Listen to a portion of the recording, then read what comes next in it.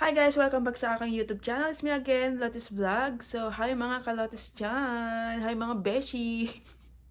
So, ano ba yung ating video for today? So, some of my friends ay nagtatanong sa akin kung ano ba yung proseso para mapetisyon ka ng boyfriend mo dito papunta sa bansang Amerika. Ano ba yung mga process na kailangan gawin ng jowa mo dito sa ibang bansa or dito sa bansang Amerika. So ito na nga yung una at pinakaimportanting dapat gawin ng boyfriend mo na taga ibang bansa or taga Amerika is dapat pumunta siya sa ating bansang Pilipinas kahit isang beses lang. Kasi tatanungin po nila yan pag may interview ka na sa US Embassy. So yun na nga, dapat makapunta siya sa ating bansang Pilipinas kahit isang beses. Tapos mayroon siyang letter na dapat nating permahan na ang nakasaad doon po is ang tawag doon po is letter of intent. Na ang nakasaad po doon is kapag ba dumating ka dito sa bansang Amerika, ay willing ka bang magpakasal sa kanya before matapos yung deadline na 90 days. Yeah, so before matapos yung deadline na 90 days, dapat maikasal kayong dalawa. So, yun po yung nakasaad doon sa letter of intent. Tapos, syempre kapag willing ka, ano ba bang gagawin mo? Syempre, pipirmahan mo na siya. So, yung papel na po yun or yung sulat na po yun is kailangan niya yon para sa kanyang application para mapetisyonan ako papunta dito, yung letter of intent. Bukod doon sa letter of intent, syempre, para ma-approve yung kanyang application, is dapat mayroon siyang trabaho, mayroon siyang stable job, gano'n. Kasi kailangan din nila yung ITR or yung tax na sinasabi. So, doon nila makikita kung sapat ba yung kinikita niya para makapag-petition siya ng isang tao o mapetisyonan niya yung jowa niya papunta dito, no?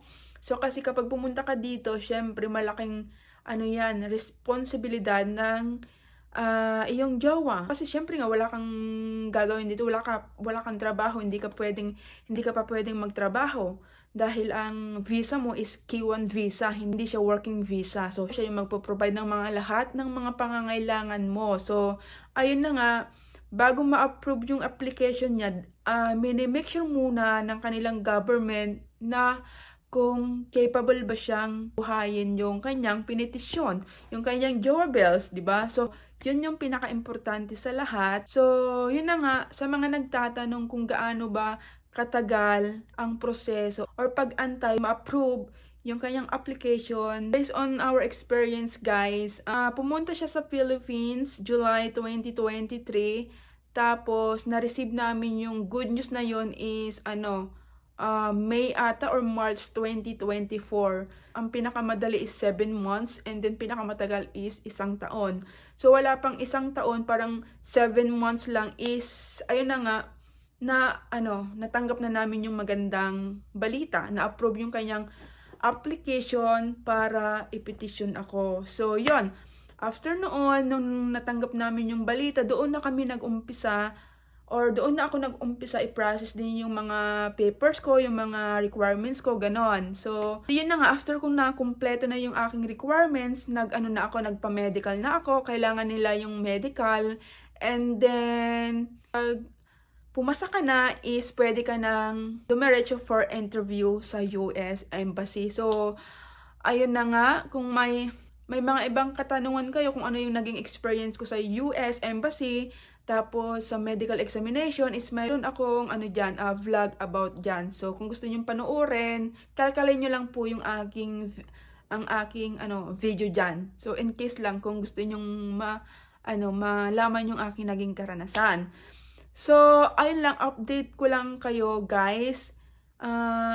Bayad ng medical noon, May 2024 is more than 18,000 pesos. Pero may nakapagsabi sa akin at ni-research ko din sa Google kung magkano na yung medical fee sa S-Lake. So, effective noong August 19, 2024 is nagtaas na po ng medical fee sa S-Lake. Naging ano na po siya, 28,650 pesos po. Yun na po yung kanilang medical fee for for adult po. So, May, June, July, August, almost 4 months, tapos nagtaas sila, no?